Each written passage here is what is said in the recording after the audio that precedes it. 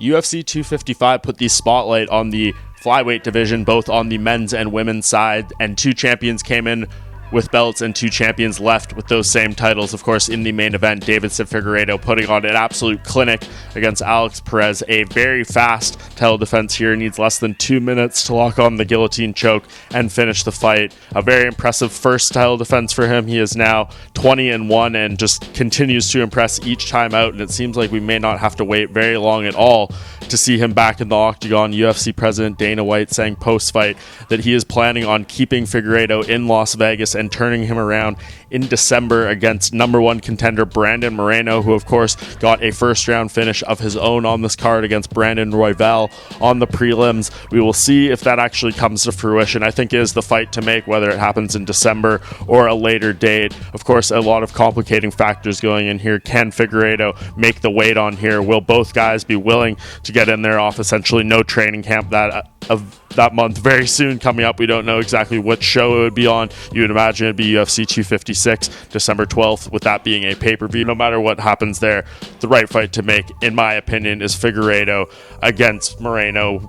Of course, Cody Garbrandt, I'm sure, will have something to say about that, but I don't think at this point he is quite in the running here. I think Moreno has more than earned his shot, so we'll see what happens there. As far as the co-main event, Valentina Shevchenko not getting the highlight reel or dominant finish that many people expected in this fight against Jennifer Maia, especially considering the insanely steep betting odds, but the champion Shevchenko, coming off a somewhat lengthy layoff, is able to do a lot of good things over the course of 5 rounds, winning 4 of 5 and really getting back in her groove. And she said post-fight that she does not want to wait around to get back in the octagon. She has every intention of fighting as soon as possible, trying to get some more momentum going on her side after a bit of a break. We know she likes to be extremely active, and Dana White hinting very strongly at what her next title defense will be at 125 pounds, and that's looking like it will be against former strawweight champion Jessica Andrade, who of course recently moved up to flyweight and got a very impressive debut win against Caitlin Chukagian.